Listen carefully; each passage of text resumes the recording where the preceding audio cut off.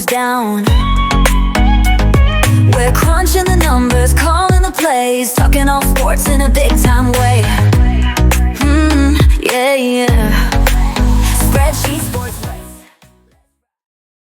Welcome back to Spreadsheet Sports.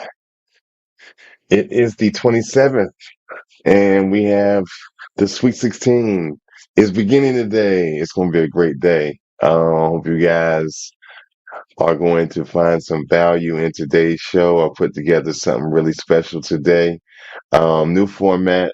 Also, if you're not aware, there is also another video I created for Sweet 16. So definitely go check that out. It's about the coaching rankings.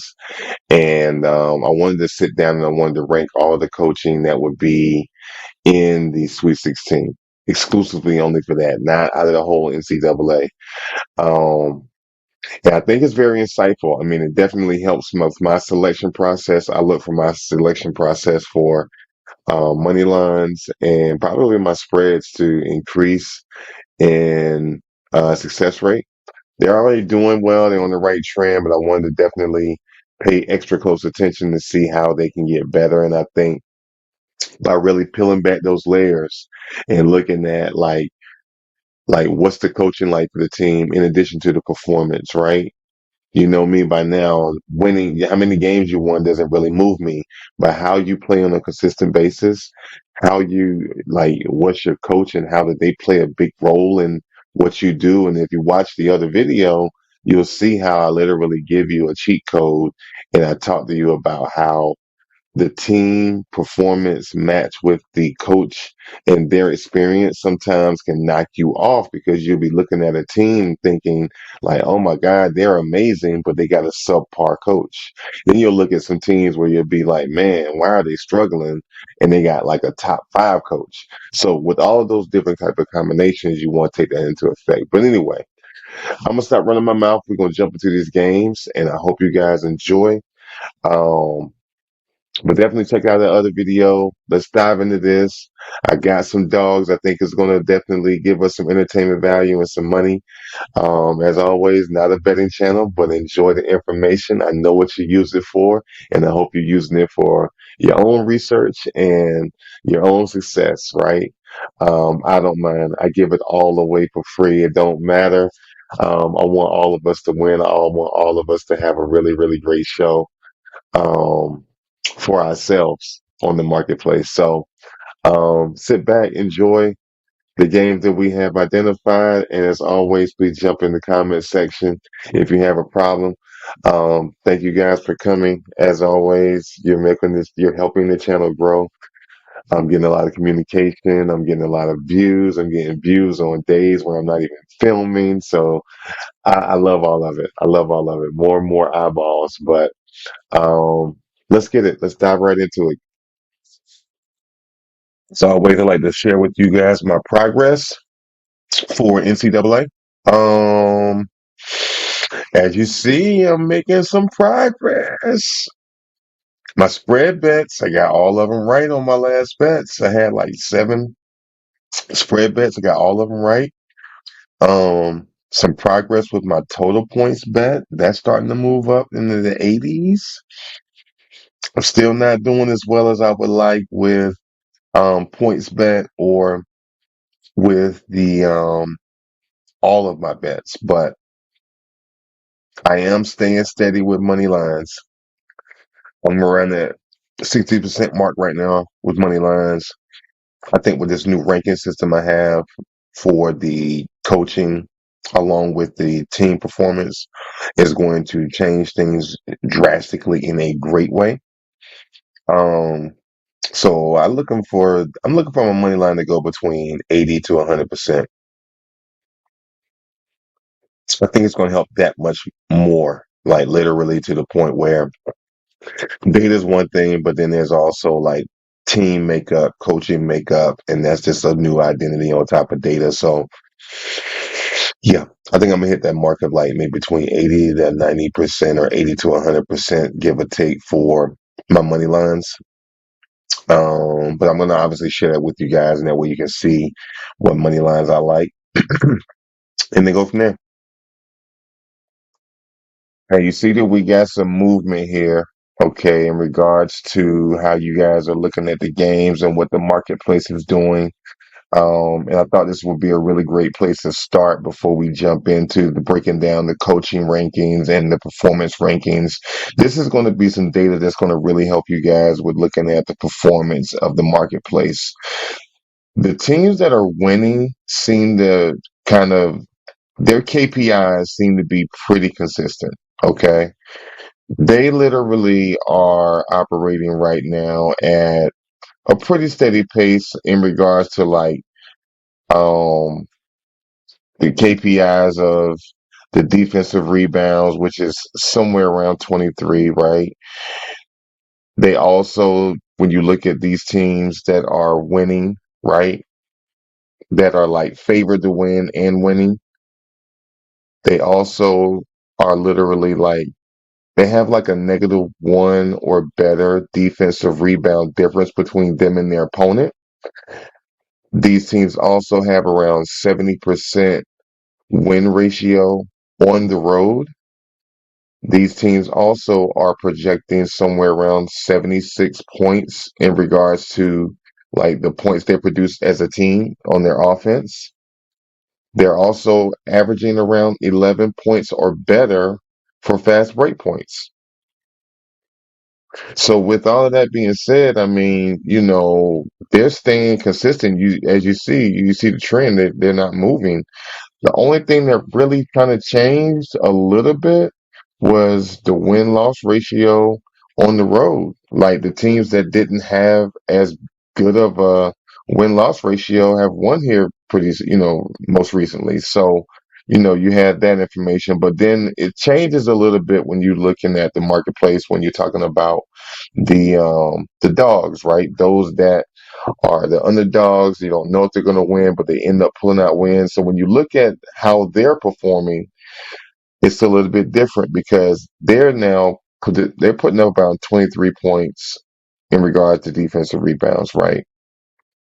I'm sorry, not points, but defensive rebounds. They also are -1 or better for the defensive rebound difference. It almost looks the same as the winners, right?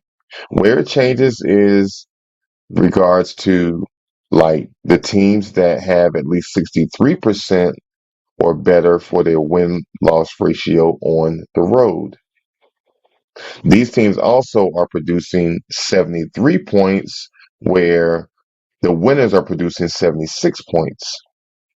And then the fast break points, they only are having it. These underdog teams are like they're 10 points or better on the fast break, whereas the winners are around 11 or better. So not too big of a difference. Probably your other biggest difference is going to be in the fast break conversion. The underdogs are converting 44% of the fast break conversion, whereas the winners they're converting somewhere around 51%. So with that being said, that gives you an idea of what the marketplace looks like, how it's moving, how to like really identify what teams might be the best probability in regards to who's going to win, who's going to lose. But just something I wanted to share with you guys as I watch the marketplace and watch the trends and watch the KPIs and just see what's going on. Um, it's interesting. It's quite interesting. I mean, you see that the defensive rebound points difference has actually started to take a little bit of a nosedive, right?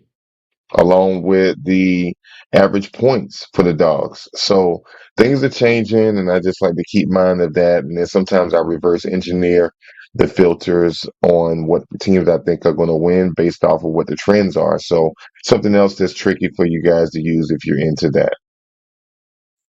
This list is pretty interesting when you look at the breakdown, right? Because we've already, established the coaching rankings, and with that being said, you want to look at how they pair well with the team that they have, right? Kind of like the driver and the car. And the team is the car, the driver is no, you know what's different? Kind of your point guard is the driver of the car. The car is the team. The point guard drives. Your coach is your GPS. That's probably the easier way to look at it. Like if you look at it that way in basketball, it's different, right? Pro is even, I mean, not pro, football is even different. Like the general is the quarterback per se, but then you got a general on the defensive side. In basketball, there's not really a defensive general, right? Just probably your best defensive player, but the point guard is the guy. Or if it's women's basketball, then it's going to be that's the lady, right? That's the girl or the female that's in charge. But this is what I got. This is what I got. I've been scratching my head, like trying to figure out who is who. Um, top five, I got Duke, Auburn, Houston, Michigan State, Alabama. My middle five, I got Florida, Tennessee, Texas Tech, Arkansas, Michigan. Bottom five: Arizona, Purdue, Maryland, BYU, Ole Miss, Kentucky. And here's the thing: that bottom six, just because they're bottom six doesn't mean they're bums, and it doesn't mean that they don't deserve to be here because they do. You better not sleep on Maryland. You better not sleep on BYU, and you better not sleep on Kentucky. Ole Miss, Arizona, maybe you can fall asleep at the wheel a little bit, but they will eat your lunch if they're given the opportunity. Um, in that middle pack, Florida, Tennessee, Texas Tech, Arkansas, Michigan, you would have had to have watched how they've been playing to like really know the dog that's inside of them. Michigan is not playing around. They're not playing the games. Um, Rick Barnes in Tennessee, getting it done. Getting it done. Great defense. They're steady as she go. I haven't seen like a whole lot of explosiveness out of them, but what I have seen is a lot of consistency. And consistency is always a lot better than explosiveness. Like they do convert 74% of their fast breaks. So not something you want to play around with, right? I'm sorry. Tennessee only converts 38%. See, that's where I was like, 38% for Tennessee to be converting on their fast breaks. That's one of those things where I'm like, they're not aggressive, but they're consistent. They got number two coach in regards to my rankings. Number five, according to AI. Um, yeah, that's just where I see things right now. I mean, we'll see what happens. Uh, this top five with the coach matchup, it puts things in perspective. Duke and Auburn are your top two teams. Right beneath them is Houston, Michigan State, Alabama. I got a family member. My cousin was telling me that he think Houston can go all the way. I see why he thinks that. But then you got the other part of the fan kingdom, right? The fandom that's like Tom Izzo. Don't bet against Tom Izzo with Michigan State. But then don't sleep on Nate Oates with Alabama. Oh man, this is gonna be must see TV. Florida Gators right there underneath them. Texas Tech is in the pack. Arkansas is in the pack with Calipari. And then the thing is Calipari is probably like the closest thing to Izzo, but Rick Barnes is right there underneath him. It would be different if Arkansas and Tennessee had a much more high-powered team along with Michigan State. Not that they're bad. Again, we're not saying they're bad, but I mean, it just would be different if they had a high-powered team. I wonder what their ranking would be. But all in all, this is my ranking based off of the coaching. based off of AI, based off of evaluating those coaches' careers, along with the performance of the teams and how that matches up. And this is kind of where I see all the teams lining up. So, um, definitely are in for a really, really, really great um, matchup and watching how these teams like perform against each other. And it's going to be kind of sad to see the ones lose because there's some really great competition on this list. Really great competition on this list. It's going to be bittersweet to see the teams fall. Even the bottom six, even when they lose or if they lose, I can't say that they were trash. They just lost the game, but they are definitely some serious contenders, whether it's their coach or whether it's them.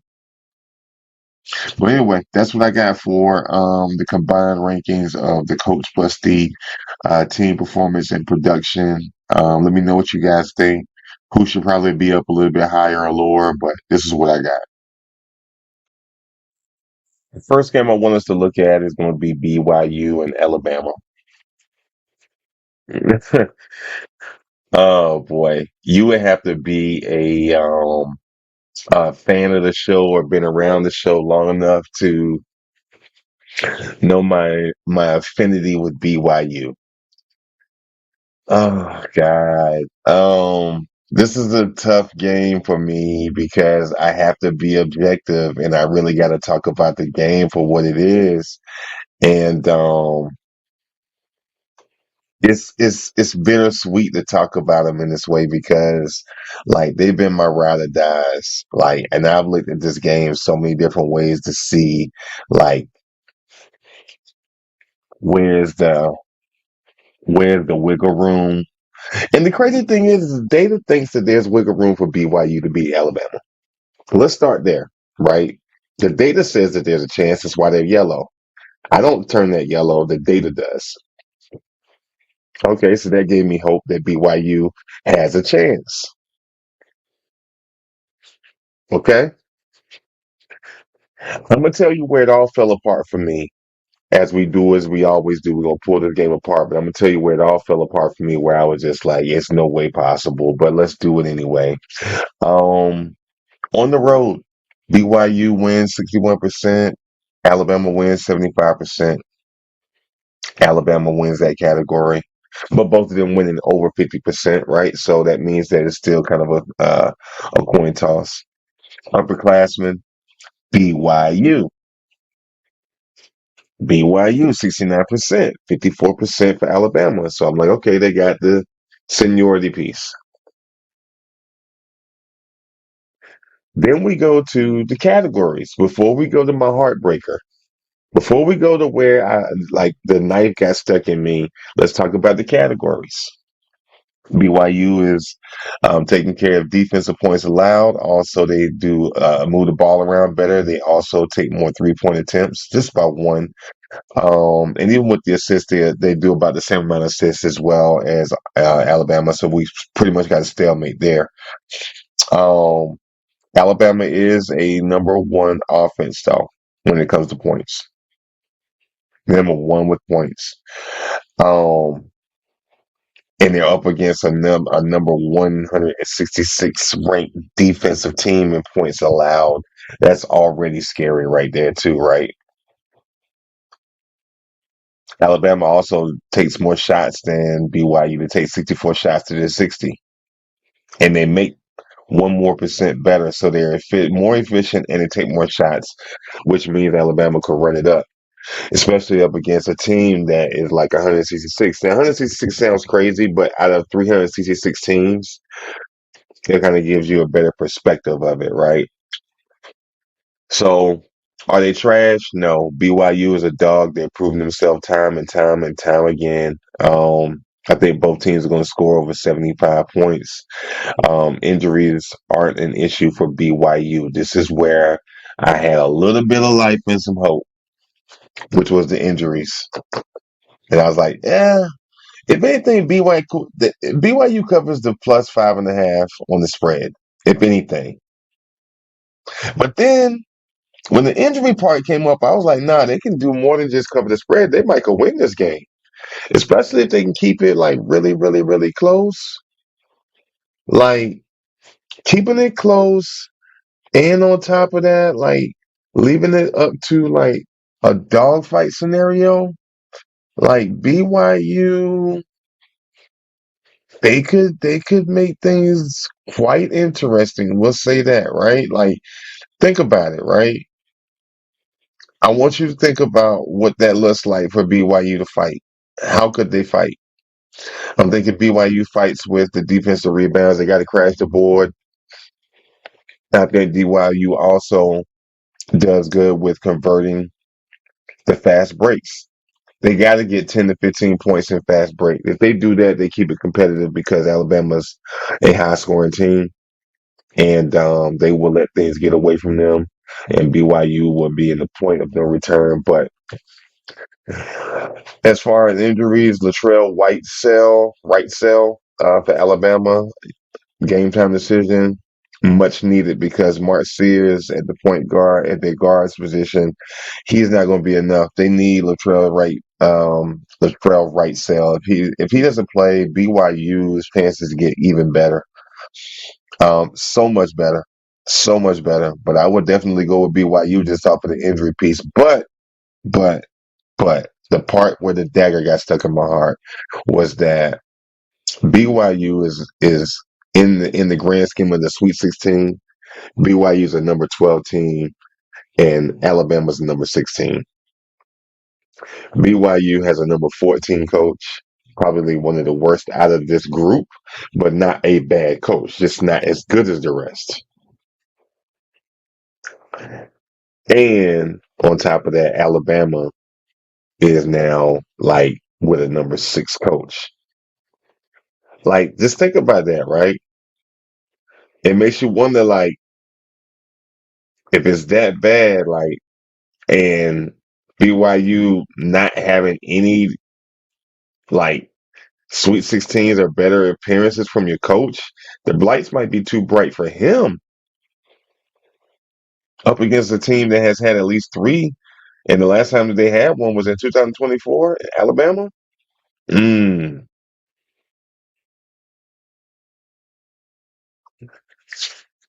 We'll keep it open. I tell you what I like at the end. I got all of the best together of what I'm gonna do for this, and the entertainment value is just gonna be through the roof. But I'll show you at the end what I look like for this game. But I just wanted to share with you how I looked at it and just saw some different things about which way these games may go. BYU is a contender. It's going to be a dog fight. It's a dog fight. They're going to definitely cover the 5.5, buy it up to 6.5, maybe even 7, but add on some points. Add on BYU 70 something points, maybe 72, 73. I'm going to love watching this game. Might be my last time seeing BYU for the season, but I'm going to love watching this game. I think they can do it. Maryland and Florida game, I had to like erase my memory a little bit because when Maryland played Michigan and they let Michigan come back, Michigan is a pretty solid team, and that was the game that I saw it. Michigan's point guard is pretty good too.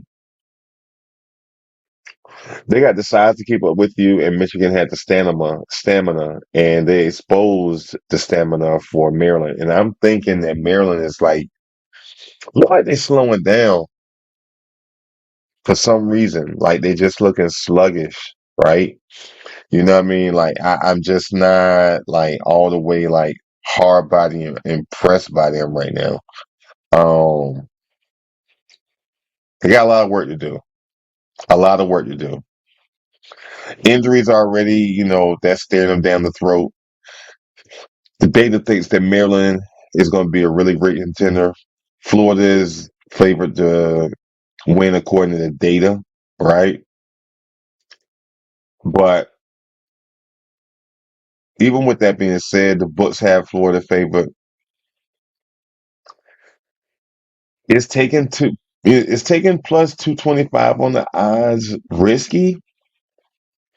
I don't know. Let's look at it. What's our matchups, right? Both teams win well on the road. It's just that Florida wins better on the road. Maryland got a better coach. Both of them aren't amazing coaches, but they're still great coaches. Like they're really good coaches. So they're just not as good as the other teams in the Sweet 16, but they're good coaches. They're definitely going to drop the Aces and O's. Florida's just a better team overall coaching and performance than Maryland. That makes it tough because that means a lot of mistakes have to happen on Florida's part, and they are checking off most of the other boxes. It's hard to go against Florida. Only reason you would go against Florida is because of the whole thing with the injuries, but the injuries aren't that big of a problem because it's only 5 points that the injuries are costing Florida. And that's a game time decision. They still might get that forward back. Sam Alexis might be playing and can help out Walter Clayton and the rest of the band. Um, a number three versus a number 15 team out of the Sweet 16. I mean, even though that sounds egregiously with a gap, it's really not because these are all 16 teams that are like elite teams. All of these teams deserve to be in the Sweet 16. So just because it's a number 15 team doesn't mean it, or a number 10 team doesn't mean that they're trash. Maryland can win this game. Will they? I don't know, but they can. Do they want to? I don't know, but they can. Um, they got more upperclassmen. So this is about leadership. This is about the young men that are the upperclassmen saying, we want this. The lights aren't too bright, and let's go do what we do best. Right? All the boxes are mainly checked off for Florida for performance. They're number three in offense. Oh, boy. But Maryland's number 40 in defense overall in the NCAA. So with that being said, they definitely gonna put up a good fight to like keep Florida from really making a run, even though they don't max out in these other categories. But the data says that it's a 72%, 62%, 51% chance that Florida wins. I get it. But I like Maryland to at least cover the spread. If that's the case, it's plus 6.5. I don't think that Maryland gets beat by 6.5 points. You got a great argument that Maryland's going to lose, but would they lose by more than 6.5? I'm willing to roll the dice with that one. I'm willing to roll the dice with that one. The injuries don't scare me one bit. It's not even like part of the equation. I think it's just more so about the coaching and the team that's behind the coaching. And that lets me know that Maryland can fight. They might fight. Um, it's going to have to get real scrappy. I mean, because literally, where I think some of the opportunities are going to be in regards to like the hustle. And here again, Florida wins that competition because Florida converts 75% of their fast breaks. They give you 17 points in fast break. I don't know if Maryland can stop that or slow that down, but Maryland does have better defensive rebounds. So they get there. If Maryland can crash the boards, slow down Florida, they have a chance. And if the injury plays in their favor, then maybe not. Ah, decisions. Um, I'll tell you what I like in the list of all the bets that I have. So you'll be able to see that in regards to what I want to do with this game. But um, Maryland and Florida, man, gonna be a great game. I'm not sure who's going to win. I mean, everybody would say that it's Florida. Like, why are we even looking at that? Why are we even contemplating it? I'm not sure. I'm not sure. Maybe you are. Get in the comments. Tell me why. Tell me what I don't see. Tell me why I shouldn't even be thinking that Maryland has a chance. I'd love to know. I think they have a chance. I didn't say that they will. I think they have a chance, but they got to get out of this sluggish gameplay that they had. Like they got beat, I think, because of attrition against Michigan. On top of Michigan being a great team and having a great point guard, but I think attrition played a part in Maryland losing that game against Michigan. We'll see.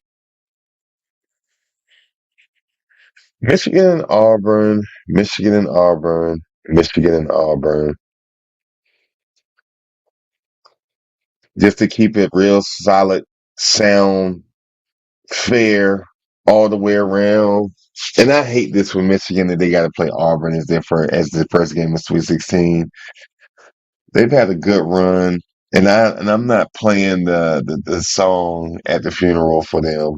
But it's gonna be a tough game for them. I think they can do it.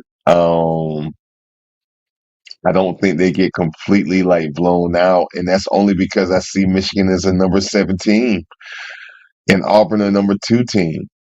I think Auburn has to get through Michigan, and I think Michigan can keep it scrappy. I really do. I really, really do. Like Michigan, they have proven that they not no pushover. We've been seeing that throughout the tournament. They convert 42% of their fast break conversions. They give you 9 points. That ain't really blowing out Auburn. Auburn only gives you 10 points on the fast break. So that's an easy matchup. But Auburn just does so many other things great. So many other things great. Um, Auburn wins the competition when it comes to defensive rebounds. Auburn also wins the competition when it comes to the defensive point ranking. Um, what don't they do, right? What don't they do? And this is the reason that if Auburn can get through this game, this is why I see Auburn beating Duke. If Auburn can get through this game, I'll see what I need to see. This Michigan point guard is probably the closest thing I've seen to the point guard for Duke, Cooper Flag. That's saying something. They got that go-getter mentality and they know how to set up to get the plays and they run the board. They follow the direction of the coach very well, both of these young men. Um, if Auburn gets past Michigan, I'll know what I need to know about the Duke game. But let's not get ahead of ourselves. Back to this game. I'm leaning Auburn. I'm leaning Auburn, but I will take Michigan for the plus 9.5, though. That makes sense for me. I'll probably do two separate tickets, one ticket with Auburn, one ticket with Michigan, plus 9.5.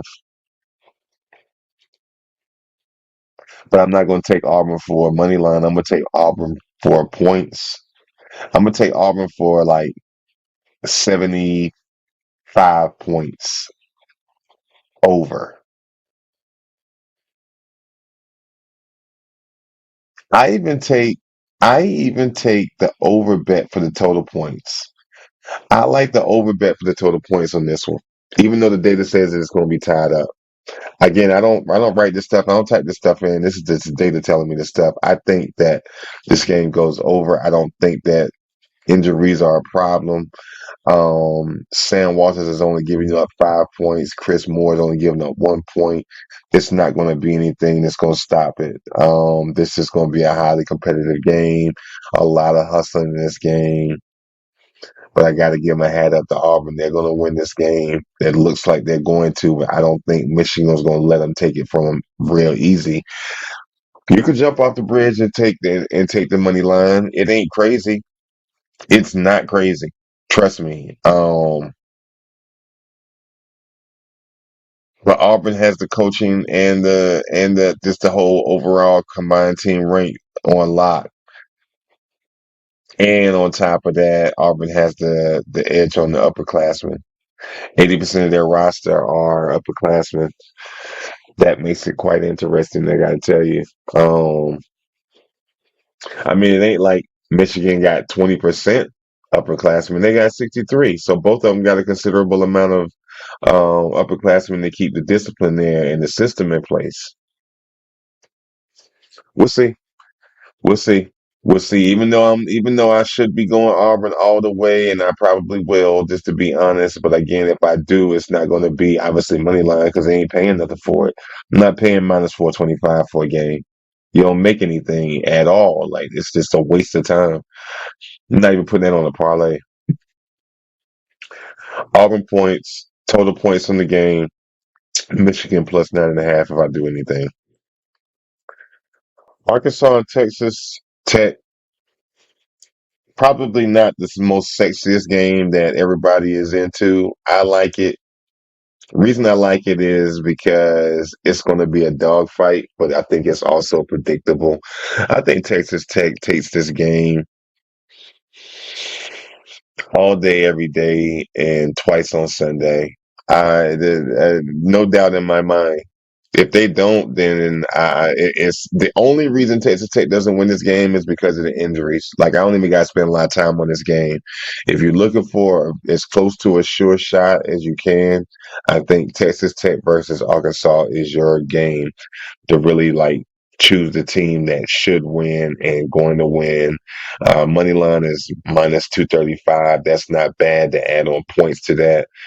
I'm calling Psycho Alert if you're going to take Arkansas to win the game. I think the only argument you can make to me about Arkansas winning this game is going to be that the coaching ranking is about neck and neck. They almost tied, right? But Texas Tech has the better team and the better coach, right? So with that being said, the only thing that can hurt them is this 14 points that they'll lose with Chance McMillan if he don't come in from a game time decision. If Texas Tech don't have him, then yes, Arkansas can win and they might. They can win and they might.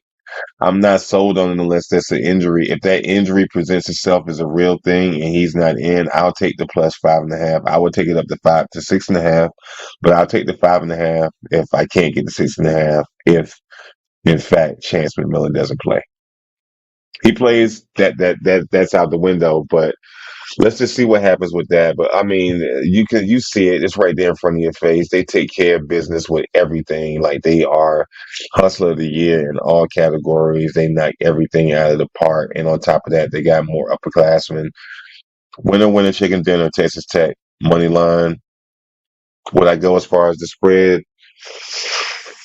I won't go with a spread for Texas Tech if Chance McMillan is out. If Chance McMillan is in, I would take the spread and the money line. I would even take points for both teams. Both teams going to get at least 70 points or 73 points at best. Good game to watch, though, but I think that's what the numbers are going to be for this game. Well, let's dive into the list of games that I literally have pulled from everything outside of these four that we looked at.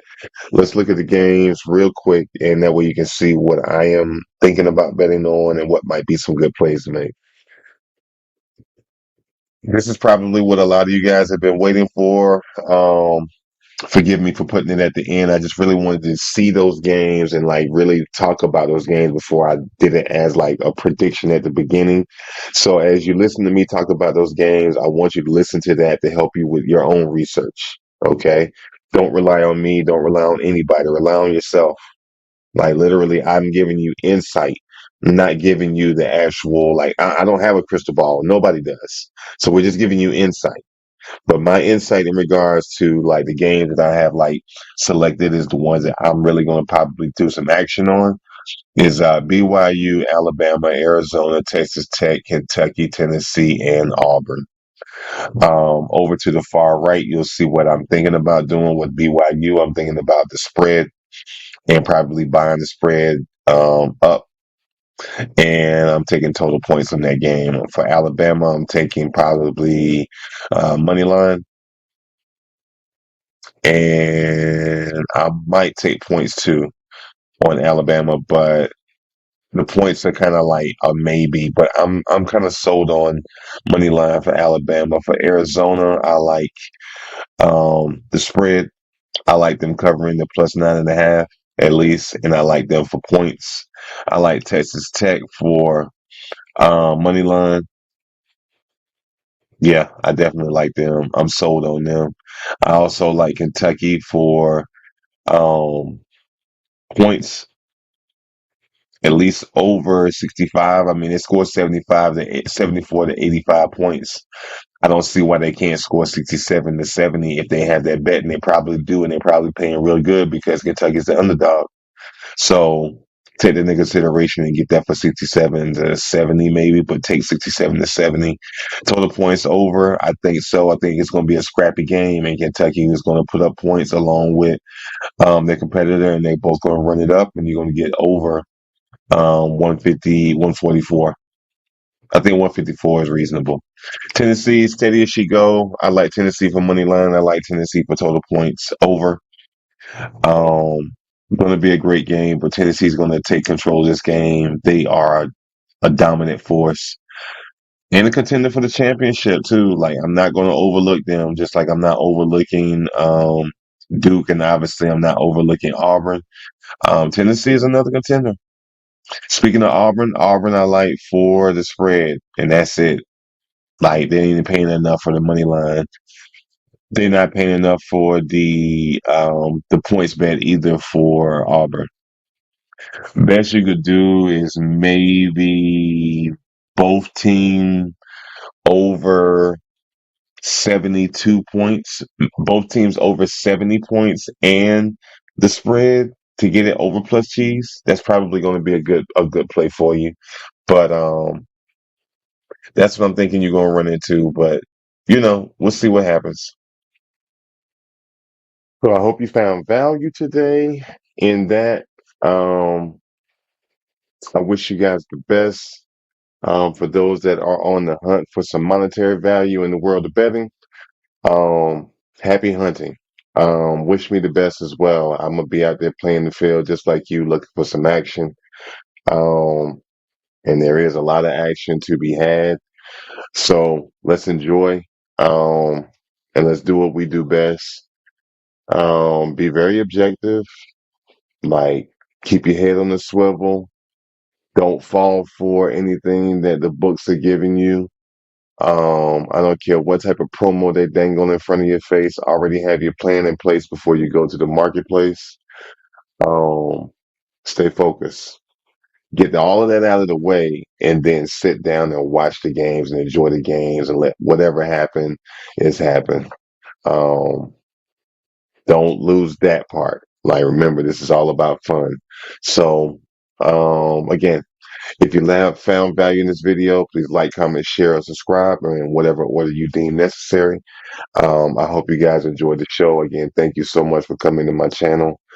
You didn't have to go. You could have went anywhere else. You didn't have to come here, but you did. So I greatly, greatly, greatly appreciate it. So hope you guys enjoy the show. I hope you enjoy the games, and I will see you on the next one.